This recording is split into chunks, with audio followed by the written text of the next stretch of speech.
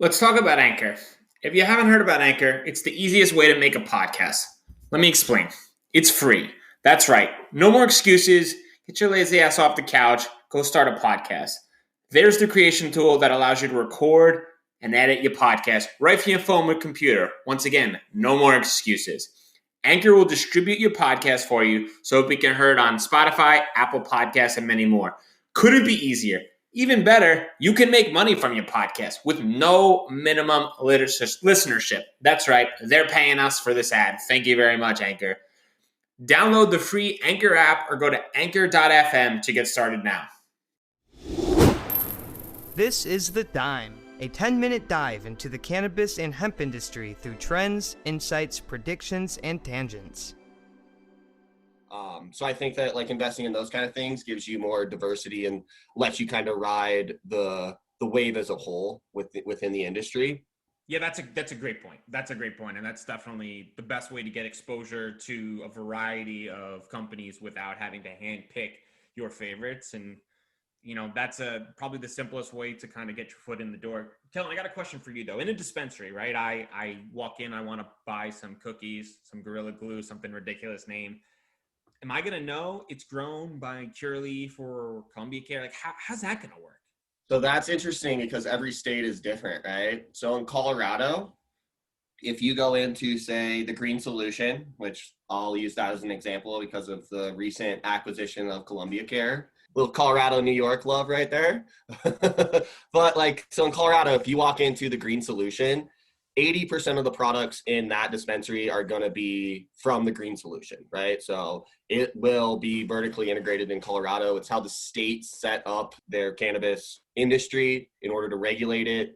Their mentality was it's easier to regulate a couple really large players that are vertically integrated than it is to regulate a billion different companies. They limited licenses and all these other aspects from initiation of the industry. You take that to Washington, there's a completely different regulatory system in place there. So you go to Washington, the dispensaries are not allowed to have producer processor licenses. Producer processors are not allowed to have distribution. So you've created by design this fragmented space where you could go into a dispensary and you could buy, say, cookies, right?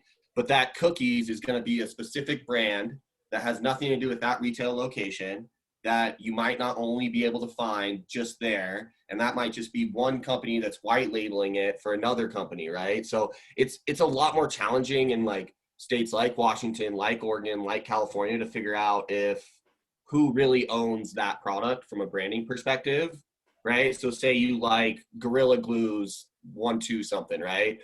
Some cookie or something, right?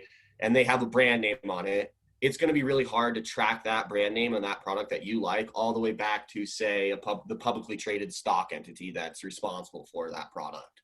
So it's going to be hard to, I know a lot of people, like, if you buy Crest toothpaste, right? Like, is Crest Procter & Gamble or is Crest Johnson Johnson? You know what I'm talking about, right? I don't know, but I wouldn't know. Like but I don't buy it because it's Procter and Gamble. No, I think it's a great point. So then, just one follow up question on that is: will companies look to purchase the genetics from a licensing standpoint to incorporate as an asset into their portfolio? Yeah. So, for example, you can only get Gorilla Glue at Green Thumbs, or you can only get cookies at Curaleaf. Is you think that's the play that these guys go to have exclusivity with these genetics? It's going to be, that could be a play. What I really think is going to happen is instead of kind of the Monsanto model, kind of is my interpretation of what you just described, right? Owning the genetics and being able to regulate those genetics. What I think it is more or less going to happen is it's going to be appellations, right? So like wine, which California has been, I went to a town meeting in Humboldt maybe 4 years ago about this whole appellation thing as a means to protect the Emerald Triangle, if you will, and some of the quality flower that comes out of that Emerald Triangle with the entire state of California coming online. And so what they did by design was they created an appellation system, same as wine, right? So when you now go buy champagne, technically you're buying sparkling wine now because of champagne can only be made with champagne grapes out of Champagne, France, right?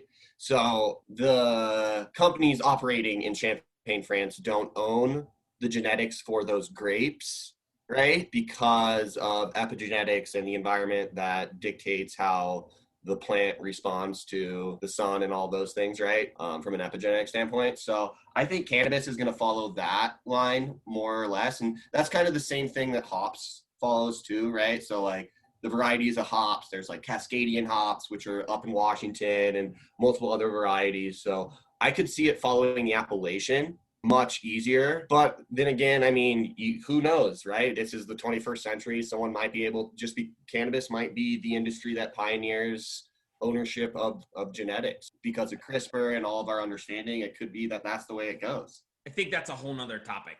Yeah, But to like that's like an in-depth one. I to summarize it, I think people are going to be like, oh, I only enjoy cookies from Oregon, right?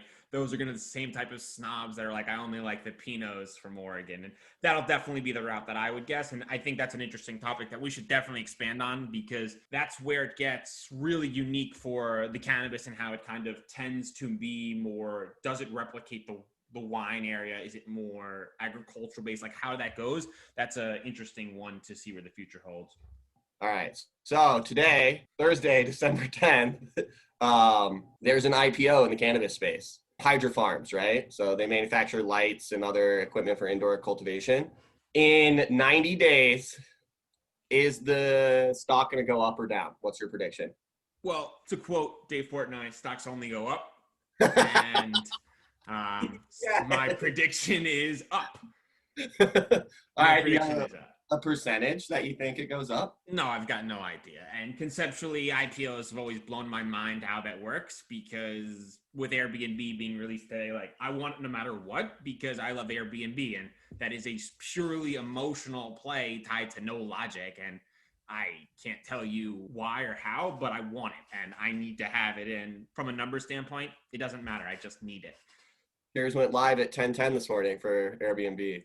I'm hopeful. It's frustrating because like I tried to get some of the AI.C3, which is like a software program for companies, but it was frustrating because I read and it was like, oh, it's going to go public at like 38, right? Then it goes public. You're not allowed to touch it for like 5 hours while the banks just play with it. And then literally. Do you know why? You know what you're facing? What? Poor people problems. Yeah, literally.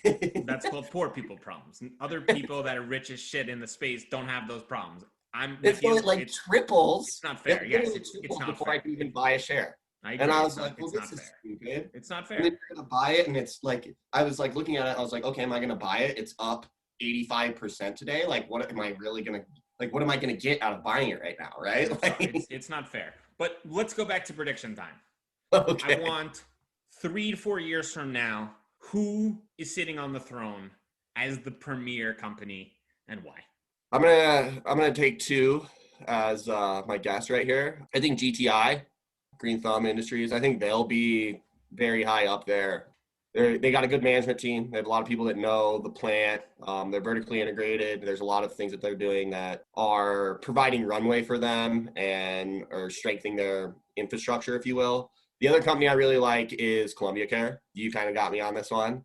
But I do. I like after we chatted about it and I dived into it more. I liked it. And then they came out and they've been doing some really cool things out on the West Coast, right? They acquired a company in California. They acquired a company in Colorado, which are the two strongest cannabis markets. The amount of experience that I think that they are going to glean from those acquisitions are going to set them up to be so successful in New York, just learning from all of the different mistakes and pitfalls that the companies in Colorado experience from the first days of legalization, right? What about you? What are your two or your one company that you think is going to be standing on the top of the pyramid?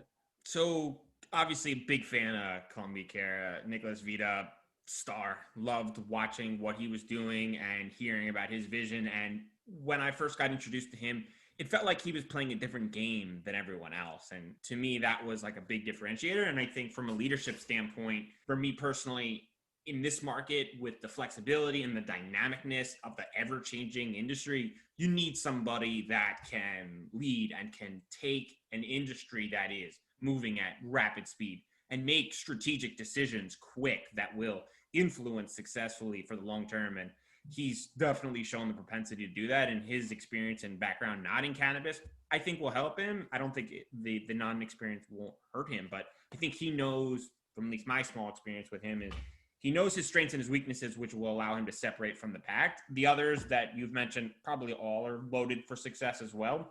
But since we only had to select one and you took his company, I'm going to go Kim Rivers and Julia. Low key, that one is smashing Florida. Absolutely smashing Florida. I think they bought a license in Pennsylvania. I've heard rumors that they're poking around New York because they know how quickly New York's going to evolve. And I think the East Coast dominoes are what's going to separate the next trajectory from a large scale standpoint.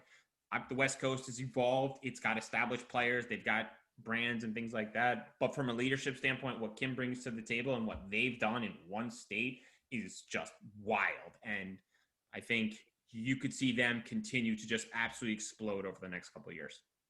I like it. Cool. Thanks everyone for their time. See you next week.